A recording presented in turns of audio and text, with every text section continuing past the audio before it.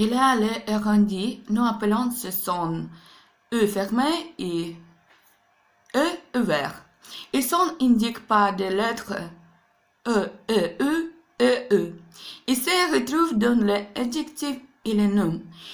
Il a aussi une distinction entre singulier et pluriel. Nous essayons d'entendre les sons dans les mots suivants. En Noël, des yeux, en EF, les yeux, j'ai peur, j'ai peu, en revers, en revers, en vendeur, en vendeuse, en charmeur, en charmeuse, joyeux, joyeuse. Les meilleurs coiffeurs, la meilleure coiffeuse. Il y a toujours des sons étrangers que nous ne reconnaissons pas, précise.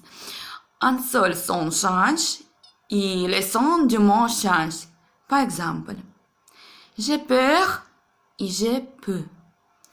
Parfois, j'ai peur qu'il se perd dans sa propre tête. Voyons ce que je peux faire.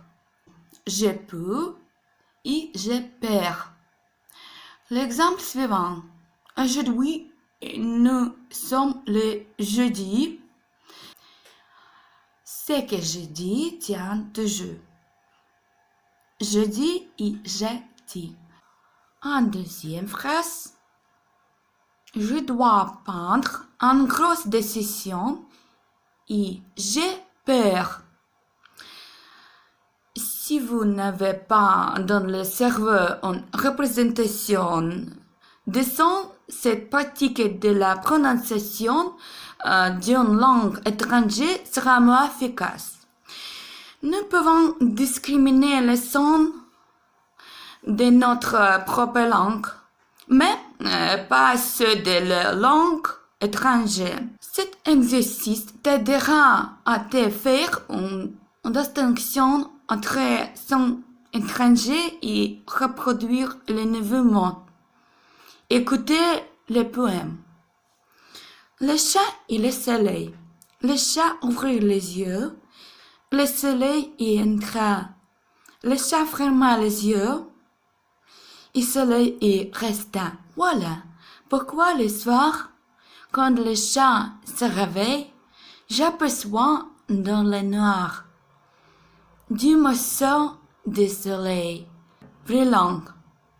Son chien, son chant, chante sa chanson. Il faut juste le temps pour distinguer entre les sons étranges. Vous pouvez exiger une pratique de la lecture en français, ainsi que la pratique de l'interprétation du français vers l'anglais et le russe. Vous pouvez acheter une séance de pratique linguistique avec du feu. Pour en savoir plus, consultez le lien suivant.